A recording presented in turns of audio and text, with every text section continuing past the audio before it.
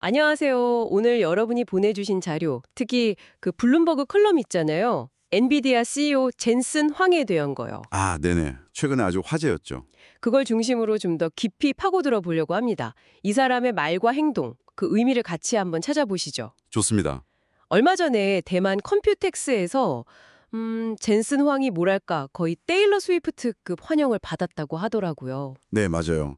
그가 태어난 도시라서 더 그랬던 것 같기도 하고요. 그쵸. 90년대에 식당 설거지 아르바이트 하다가 엔비디아 창업하고 또 2016년에는 오픈 AI의 첫 AI 슈퍼컴퓨터 딱 기증하면서 컴퓨팅과 인류 미래를 위해 이런 메모를 남겼던 사람이잖아요. 네, 그런 스토리가 있죠. 근데 그 이후로 사실 상황이 많이 변했어요. 어떻게 변됐죠? 뭐 AI의 위험성이라던가 아니면 그 에너지 소비 문제 이런 거에 대한 걱정이 커졌고요. 아, 그쵸. 전기 엄청 먹는다고. 네, 그리고 미국이랑 중국 기술 경쟁은 뭐 점점 더 심해지고 있고 중국 경쟁사들도 엄청나게 성장했거든요. 화웨이 같은 것들이요? 그렇죠. 그런 배경이 있으니까 이제 젠슨 황의 말 한마디 한마디가 더 주목받는 거죠. 하긴 타이페이 뮤직센터에서 한 기조연설은 표가 완전 매진이었다고 하고 네, 그리고 뭐 폭스콘이나 미디어텍 행사에도 갑자기 나타나서 막 환호받고 그랬다면서요. 맞아요. 대만을 막 컴퓨팅 산업의 진앙이라고 부르기도 하고 네, 그 표현이 인상 깊었어요.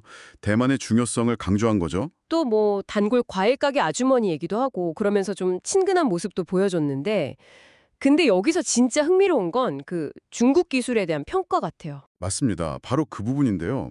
지금 미국이랑 중국이 AI 미래 두고 엄청 경쟁 중이잖아요. 네, 그렇죠. 그런데 미국 기업, 그것도 엔비디아 같은 회사의 리더가 중국의 그 주요 AI 모델들을 세계에 대한 선물이라고 했단 말이죠. 선물이라고요? 와, 그거 진짜 파격적인데요? 네, 상당히 이례적이죠. 심지어 미국의 그 대중국 수출 통제, 반도체 같은 거요. 네네. 그게 오히려 중국 기업들 자립심만 키워준 실패였다. 이렇게 비판까지 했어요. 실패라고요. 와. 그러면서 중국 기업들 뭐 재능도 있고 투지도 대단하다. 이렇게 높이 평가했고요. 물론 뭐 엔비디아 사업적인 측면도 있겠죠. 중국 시장 점유율 떨어지고 화웨이 같은 경쟁자들 치고 올라오니까요. 황 CEO 스스로도 그 얘기했고요. 네, 당연히 그런 이해공개가 깔려 있겠죠. 하지만 이걸 단순히 그냥 뭐 사업 때문에 하는 말이다. 이렇게만 보기는 좀 어려운 것 같아요. 어떤 점에서요? 특히 그 중국의 딥시크나 알리바바의 QN 같은 모델들 있잖아요. 요즘 주목받는 AI 모델들이요. 네, 들어봤어요. 이게 오픈 소스로 공개됐다는 점을 되게 좋게 평가했어요. 오픈 소스라는 건 그러니까 전 세계 개발자들이 다 들여다보고 같이 협력할 수도 있다는 거잖아요. 아, 그렇죠. 누구나 볼 수 있으니까. 네, 보통 실리콘밸리에서는 중국 기술을 좀 약간 깎아내리는 경향이 없지 않아 있는데 황 CEO는 오히려 중국 소프트웨어 역량 세계 어디랑 비교해도 안 뒤진다. 이렇게 깍 잘라 말했단 말이죠. 오. 오픈 AI 같은 경우는 주력 모델을 공개 안 하잖아요. 그렇죠.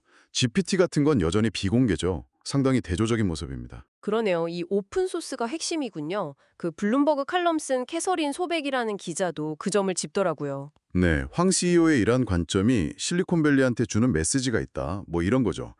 기술 리더십 유지하려면 오히려 개방성이 중요할 수 있다고요.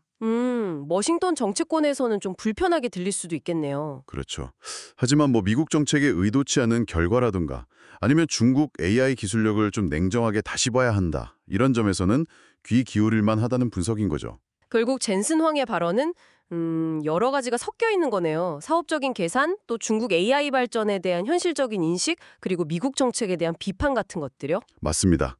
이걸 좀 더 크게 보면 그의 그 기술 낙관론이라는 게 그냥 다 잘 될 거야 이런 막연한 믿음이라기보다는요. 네. AI의 미래가 꼭 어느 한쪽이 다 가져가는 그런 승자독식 게임이 아닐 수도 있다. 뭐 이런 가능성을 좀 보여주는 것 같아요. 자, 그럼 이게 여러분께는 어떤 의미로 다가올까요?